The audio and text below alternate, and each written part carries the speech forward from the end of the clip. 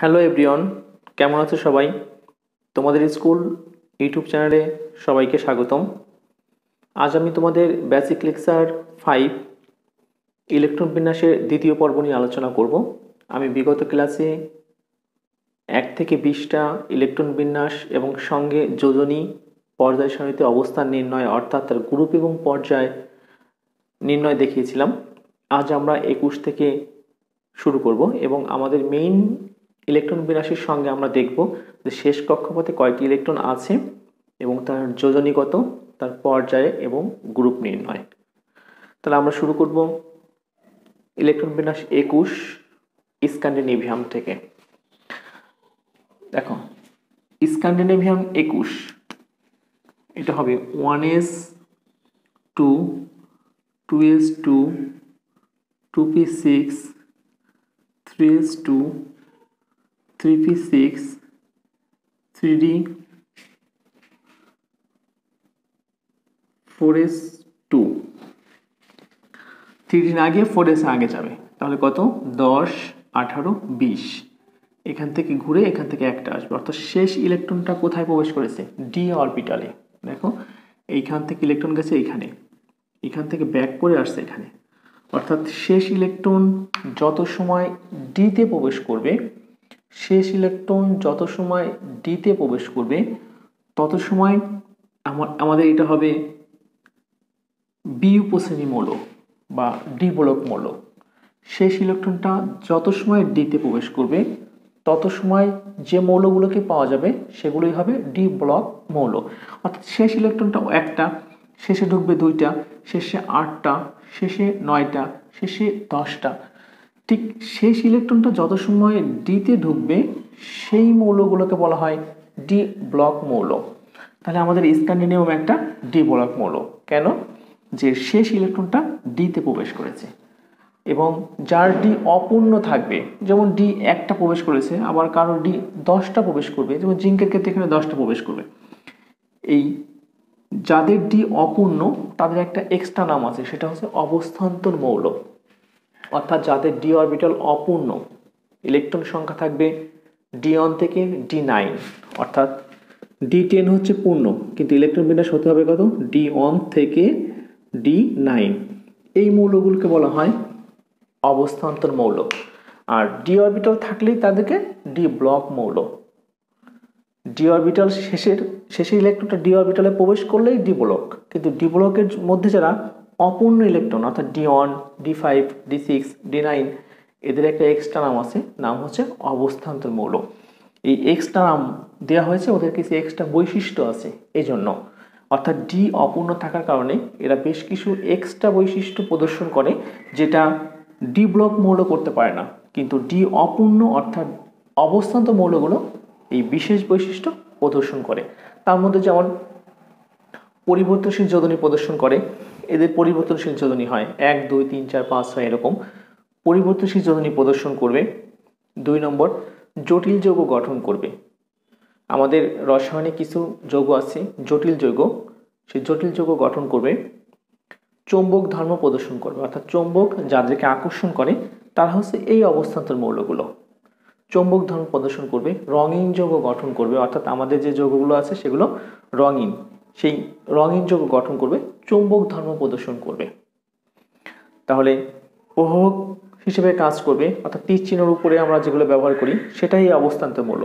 প্রভাবক হিসেবে কাজ করবে, রঙিন যৌগ গঠন করবে, চুম্বক ধর্ম প্রদর্শন করবে, জটিল যৌগ গঠন করবে। আচ্ছা, তাহলে এটা আমাদের একটা অবস্থান্তর মৌল। এটা ডি অরবিটাল কি আছে দেখো, অপূর্ণ আছে d1। ওকে,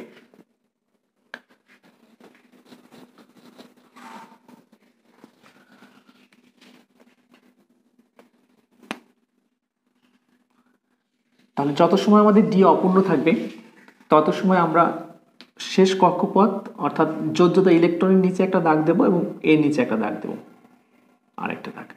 তাহলে এই পর্যায় হচ্ছে কত? পর্যায় 4, গ্রুপ হচ্ছে 2 আর 1 3। যত সময় ডি অপূর্ণ তত সময় ডি কে কাউন্ট করে আমাদের গ্রুপ নির্ণয় করতে হবে, ডি কে যোগ করে। তাহলে 2 আর 1 কত? 3। গ্রুপ হচ্ছে 3। আর যেহেতু অবস্থান্তর মূল্য পরিবর্তনশীল যোজনী প্রদর্শন করে এই জন্য আমরা যোজনীটা এখানে কাউন্ট করব না। Titanium 22 1s2 2s2 2p6 3s2 3p6 3d 4s2 4s2 দিলে 3d কত দুইটা পাবে, তাহলে এটা একটা দাগ এটা একটা দাগ। তাহলে পর্যায় কত, পর্যায় 4 গ্রুপ হবে 2 আর 2 4। Vanadium 23 1s2 2s2 2p6 3s2 3p6 3d3 4s2। পর্যায় 4 গ্রুপ হচ্ছে 3 আর 2 5। Chromium 24 1s2 2s2 2p6 3s2 3p6 3d 4s2 3d4। 1s2 2s2 2p6 3s2 3p6 3d5 4s1। এখান থেকে একটা ইলেকট্রন এখানে চলে আসবে, কারণ অর্ধপূর্ণ এবং পূর্ণ এটা ডি নিতে পারে 10টা, তাহলে d5 মানে কি অর্ধপূর্ণ, অর্ধপূর্ণ ও পূর্ণ ডি অরবিটাল সুস্থিতি। এই অর্ধপূর্ণ এবং পূর্ণ ডি অরবিটাল সুস্থিতি হওয়ার জন্য এখান থেকে একটা ইলেকট্রন এখানে এসে এটা অর্ধপূর্ণ হয়ে গেল। তাহলে পর্যায় কত, পর্যায় 4 গ্রুপ হচ্ছে 5 আর 1 6।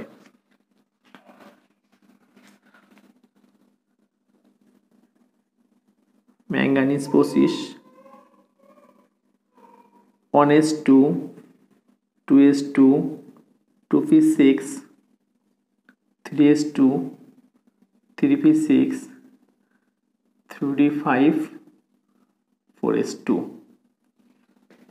তাহলে পর্যায় কত, পর্যায় 4 এটা গ্রুপ হচ্ছে 5 আর 2 7, গ্রুপ 7।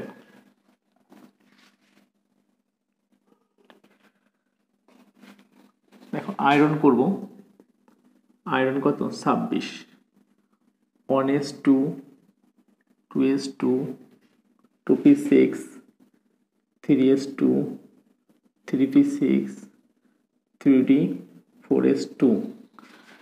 এটা ছিল 6 5, এটা হবে 6। পর্যায় 4 গ্রুপ হচ্ছে 6 আর 2 8 8। Cobalt 27 1s2 2s2 2p6 3s2 3p6 3d7 4s2। পর্যায় 4 গ্রুপ হচ্ছে 7 আর 2 9। Cobalt 27 nickel 28 1s2 2s2 2p6 3s2 3p6 3d8 4s2। পর্যায় 4 গ্রুপ কত 8 আর 2 10। তো সুপ্রিয় শিক্ষার্থীবৃন্দ, আশা করি আমাদের পর্যায় এবং গ্রুপ নির্ণয় তোমাদের বুঝতে কোনো সমস্যা হচ্ছে না। সেটা হচ্ছে যে আমরা শেষ কক্ষপথে ইলেকট্রন সংখ্যা হিসাব করতেছি এবং শেষ কক্ষপথে ইলেকট্রন সংখ্যা দেখা যায় 8 আর 2 10, অত সময় ডি যত সময় অপূর্ণ আছে তত সময় আমাদের হিসাবটা গ্রুপ নির্ণয়টা এভাবেই চলবে। Nickel 28 copper 29 1s2, 2s2, 2p6, 3s2, 3p6, 3d9, 4s2, 1s2, 2s2, 2p6, 3s2, 3p6, 3d10, 4s1। এই যে ডি অরবিটাল পূর্ণ হয়ে যাচ্ছে, পূর্ণ হওয়ার জন্য কি করলো, সে একটা ইলেকট্রন এখান থেকে এখানে চলে আসলো। এখানে পর্যায় কত, পর্যায় 4, গ্রুপ হচ্ছে 10 আর 1 11। জিঙ্ক দেখো 30, 1s2, 2s2, 2p6, 3s2, 3p6, 3d10, 4s2। পর্যায় 4, গ্রুপ 10 আর 2 12। সুপ্রিয় শিক্ষার্থীবৃন্দ, আমরা যে 30 পর্যন্ত ইলেকট্রন বিন্যাস করলাম, দেখো আমাদের ঠিক শেষ ইলেকট্রনটা সবসময় ডিতে প্রবেশ করেছে। ঠিক এইখান থেকেও যখন এখানে ইলেকট্রন সংখ্যা এখানে আসলো এবং তারপর এখান থেকে এখানে প্রবেশ করলো, অর্থাৎ শেষ ইলেকট্রনটা ডিতে প্রবেশ করেছে। এই জন্য আমাদের জিঙ্ক হচ্ছে ডি ব্লক মৌল, কারণ শেষ ইলেকট্রন ডিতে প্রবেশ করেছে। দেখো এখানেও শেষ ইলেকট্রন ডিতে, এখানেও শেষ ইলেকট্রন ডিতে, কিন্তু এটা কিন্তু অবস্থান্তর মৌল না। কেন, এই ডি অরবিটাল পূর্ণ আছে, বাট ডি অরবিটাল আছে কিন্তু পূর্ণ আছে, এই জন্য সেটা ডি ব্লক মৌল, কিন্তু অবস্থান্তর মৌল নয়। এদের মধ্যে যাদের ডি অরবিটাল অপূর্ণ আছে তাদেরকে অবস্থান্তর মৌল বলা হয়। আমরা জানি শেষ ইলেকট্রন ডিতে প্রবেশ করলেই সেটা ডি ব্লক মৌল, কিন্তু শেষ ইলেকট্রন যদি ডিতে প্রবেশ করার পরও ডি পূর্ণ হয় তাহলে সেটা অবস্থান্তর মৌল হবে না। ওকে, আমরা নেক্সট অংশ দেখি।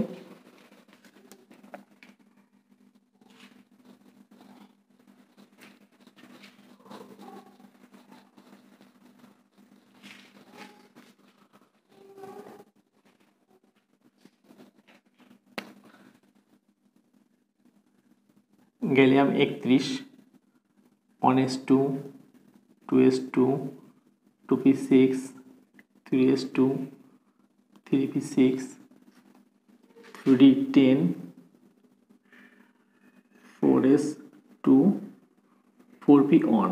দেখো শেষ ইলেকট্রন কোথায় প্রবেশ করছে, শেষ ইলেকট্রন পিতে প্রবেশ করেছে, অর্থাৎ এখান থেকে ইলেকট্রন এখান থেকে এখানে, এখান থেকে এখানে এবং এখান থেকে এখানে, শেষ ইলেকট্রন কোথায় প্রবেশ করছে, পিতে। তাহলে এটা কিন্তু আর ডি ব্লক মৌল না, এটা ডি ব্লক না হলে তো অবস্থান্তর মৌল প্রশ্নই আসে না। আচ্ছা, তাহলে এটা পর্যায় কত, পর্যায় 4, গ্রুপ হচ্ছে, দেখো আমি আগেই বলেছিলাম শেষ কক্ষপথে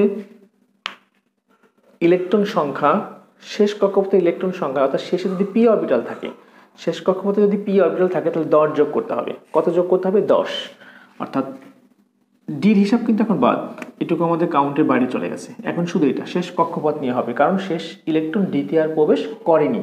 যখন ডিতে প্রবেশ করবে না তখন ডি পার্টটা স্টপ হয়ে যাবে।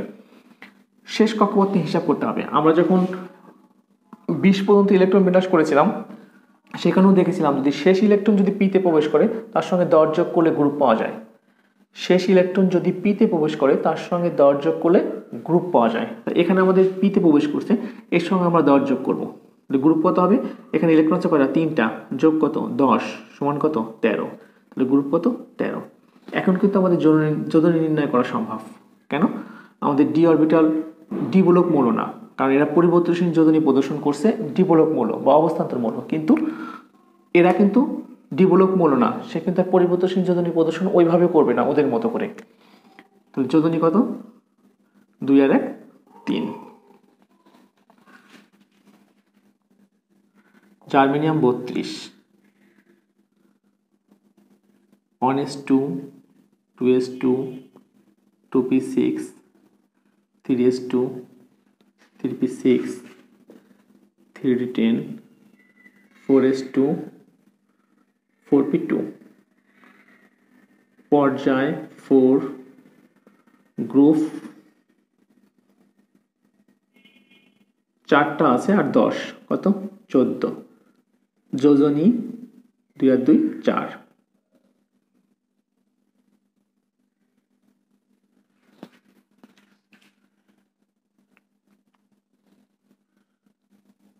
ইলেকট্রন সংখ্যা হচ্ছে 10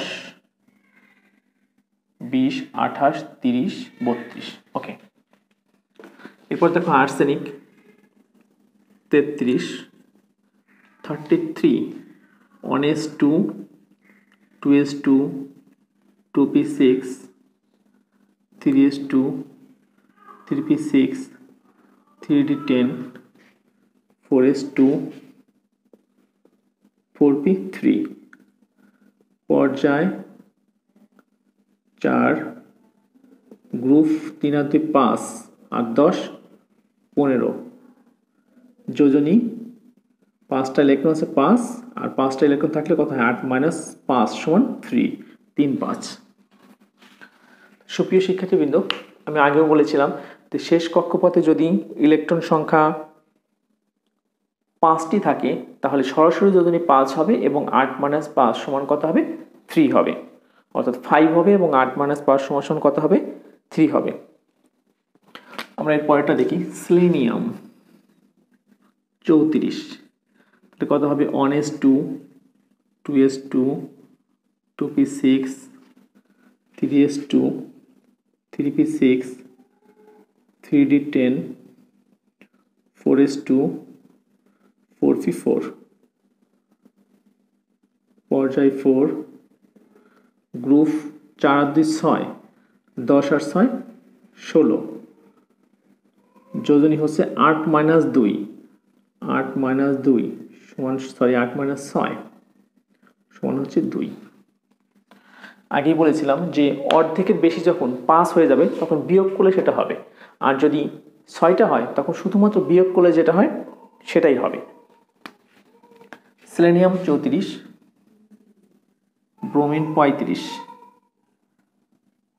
1s2 2s2 2p6 3s2 3p6 3d10 4s2 4p5। দেখো এটা পর্যায় কত, পর্যায় 4, এই যে 4ই আছে এটা, আর গ্রুপ কত 5 আর 2 7 তাহলে কত 17 যোজনী হচ্ছে 8 - 7 সমান কত 1। আমরা এর পরেরটা করে ফেলি, krypton 36 1s2 2s2 2p6 3s2 3p6 3d10 4s2 4p6। একই গ্রুপে যদি 6টা ইলেকট্রন হয় তাহলে পর্যায় কত, পর্যায় 4 গ্রুপ হচ্ছে 6 আর 2 8 আর 10 18 আর যোজনী হচ্ছে 8 - 8 সমান 0, অর্থাৎ একই গ্রুপে যদি 8টা ইলেকট্রন হয় তার যোজনী হয় 0। তা সুপ্রিয় শিক্ষার্থীবৃন্দ, আমরা শেষ করলাম পর্যায় 4 পর্যন্ত ইলেকট্রন বিন্যাস, পর্যায় সারণীতে অবস্থান নির্ণয় অর্থাৎ পর্যায় ও গ্রুপ নির্ণয়। তাহলে ইলেকট্রন বিন্যাস থেকে আমরা শিখলাম হচ্ছে পর্যায় ও গ্রুপ নির্ণয়। আমাদের বেসিক্যালি লেকচারে এর পরবর্তীতে আমরা আরও শিখব যে পর্যায় এবং গ্রুপ থাকলে কি করে পারমাণবিক সংখ্যা নির্ণয় করতে হয়, পর্যায় এবং গ্রুপ থাকলে কি করে পারমাণবিক সংখ্যা নির্ণয় করতে হয়। তা সুপ্রিয় শিক্ষার্থীবৃন্দ, আমাদের রসায়ন বেসিক্যালি পার্টে আমরা এমনভাবে প্রত্যেকটা অংশ শিখব যে রসায়ন আমাদের প্রথম অধ্যায় থেকে শেষ অধ্যায় পর্যন্ত বেসিক্যালি কোনো অংশে আমাদের কোথাও কোনো সমস্যা না থাকে। তা আশা করি সবাই সঙ্গেই থাকবা। আজকের জন্য আমাদের লেকচার 5 এখানেই শেষ করছি। ধন্যবাদ সবাইকে।